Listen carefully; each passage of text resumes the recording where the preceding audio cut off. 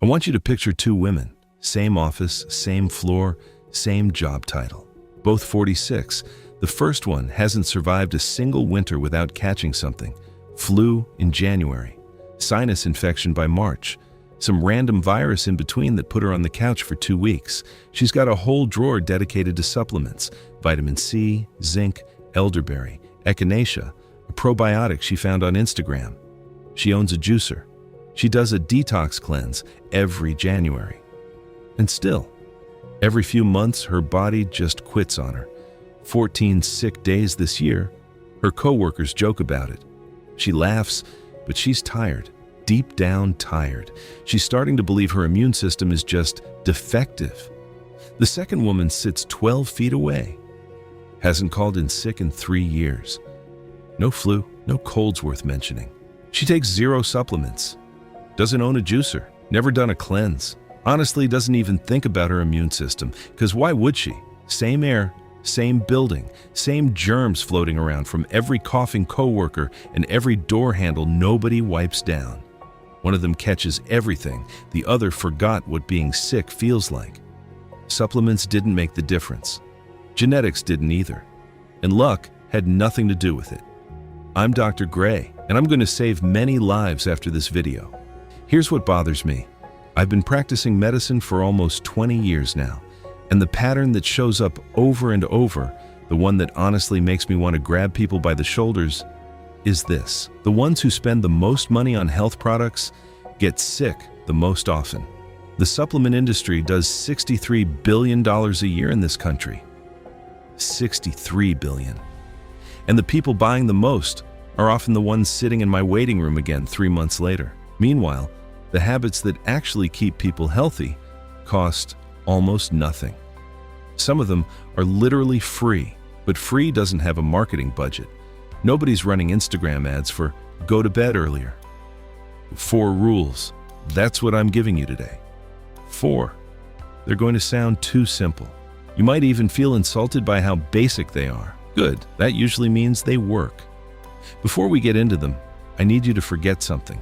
Forget the idea that your immune system needs help, that you need to feed it special things and boost it with products and top it up like a gas tank running low.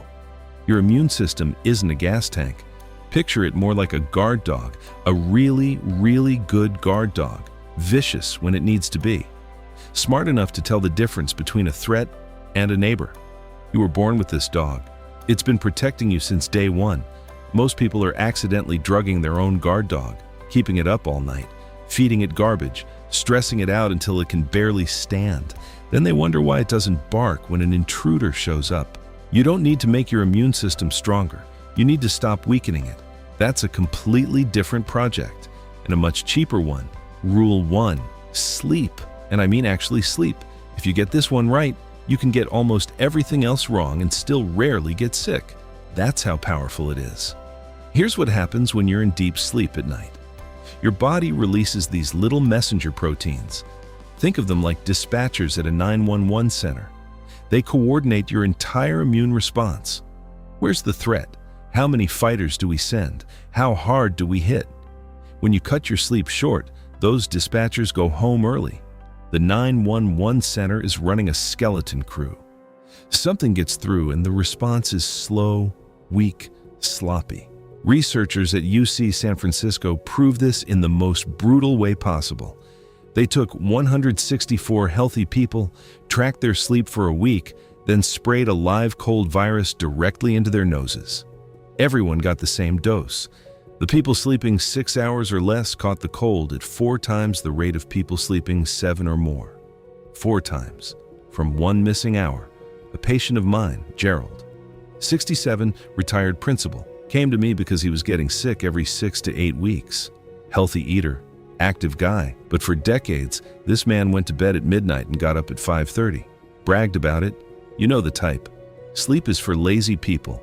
I told him, try 7 hours, just that. Changed nothing else. Gerald went 14 months without catching a single thing. He called my office specifically to tell me. Couldn't believe it. And here's the part people mess up.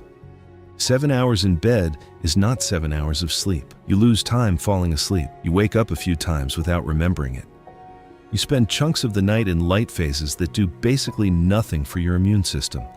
You want 7 real hours, be in bed for 8. Set an alarm for bedtime, not just for morning. The morning alarm is the one that wakes you up. The bedtime alarm is the one that keeps you alive. Rule 2. Stop destroying your gut. That's where 70% of your immune system actually lives. Most people hear immune system and think about white blood cells floating around in the bloodstream. That's part of it. But the headquarters, the main operation, is in your gut. About 70% of your entire immune defense sits right there in your intestinal wall. It's the biggest checkpoint your body has. Everything you eat and drink passes through it. When it's working, it catches threats before they ever make it into your blood. 3 things most adults put into their body on a regular basis are ripping that checkpoint apart. Sugar, the refined kind, feeds the bad bacteria in your gut and starves the good ones.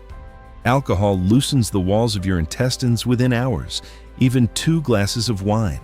Especially 2 glasses of wine every night. And processed foods, the ones with 30 ingredients on the label, contain chemicals that strip away the protective lining of your gut like paint thinner on a wall. Diana, 39, ran marketing for a tech startup. Thought she ate well, salads, chicken, smoothies. But every night 2 glasses of red wine to take the edge off. And between meetings, protein bars. The bars were full of industrial thickeners. The wine was poking holes in her gut lining 5 nights a week. She came to me with 4 strep throat infections in 7 months. I didn't give her antibiotics. I told her, keep the wine for weekends. Ditch the bars. Eat a handful of almonds instead, something that doesn't need a factory to exist. 5 months later, her gut test results looked like they belonged to someone else entirely. She hasn't had strep since. That was 2 years ago. Rule 3. Your stress level is quietly deciding how often you get sick. And nobody wants to talk about it. When you're stressed for a few minutes, someone cuts you off in traffic, you have a tense conversation, your body handles it fine. It was built for that. Quick spike, quick recovery. But when the stress never stops, when you wake up already dreading the day, when your chest gets tight every Sunday night, when the pressure just lives inside you permanently, something breaks down. Your body keeps pumping out stress hormones, and those hormones tell your immune system to stand down, literally. Your white blood cell production drops. Your response time to infections gets slower. You become easier to get sick. Researchers at Carnegie Mellon quarantined 276 healthy people, hit them all with cold viruses, and watched what happened. The #1 predictor of who got sick was chronic stress. People dealing with ongoing life pressure, a bad job, a failing relationship, money problems that never go away, were 2 to 3 times more likely to catch the cold. Their bodies were wide open. Ray, 51, financial advisor. This man did everything by the book. Meal prep Sundays, gym at 5 a.m. 4 days a week, solid 8 hours of sleep, and bronchitis twice a year, every single year, without fail. His blood told the story. Stress hormones through the roof, white blood cell count in the basement. Ray ate better than 95% of my patients, but he'd spent 9 years at a firm he hated. Woke up every morning with a knot in his stomach. I said something I don't say often enough as a doctor. Your job is making you sick, and no amount of broccoli is going to fix that. He switched firms 8 months later. Took a pay cut, bronchitis gone, 3 years and counting. The salad doesn't cancel out the cortisol. I wish it did, but the body doesn't work that way. Rule 4, move your body, but the amount that actually works will almost embarrass you. 30 minutes of walking, that's it. That's the rule. When you walk at a brisk pace for half an hour, your body floods your system with immune cells. They circulate through your blood, your tissues, your organs, actively hunting for anything that shouldn't be there. For up to 3 hours after a walk, your body is running a full security sweep, better surveillance than any supplement has ever produced. And here's the twist. If you push way past that, if you go hard for 90 minutes or more, like training for a marathon or grinding through a 2-hour high-intensity class, your immune function actually drops below where it started. Your body gets so busy repairing muscle damage that it pulls resources away from immune defense. Marathon runners are 2 to 6 times more likely to get sick in the 2 weeks after a race compared to people who just walk regularly. A doctor I trained under early in my career used to say, the best exercise for a long life is the one that doesn't make you feel like you're exercising. He walked every morning, 35, 40 minutes, never jogged a day in his life. He saw patients until he was 88 and lived to 91. Most of the guys from his medical school class who ran marathons didn't make it past 80. 30 minutes, 5 days a week, shoes, and a door. That's the entire equipment list. Here's your prescription. This week, set a bedtime alarm, 8 hours before you need to be up. Most people have it backwards. They set the alarm that wakes them up, but completely ignore the one that actually matters. This month, go through your kitchen, flip over every package. If the ingredients list looks like it was written by a chemist, replace it with something that grew out of the ground. And tomorrow, walk 30 minutes. That's all. Do it 5 days, and just pay attention to how different your body feels by the weekend.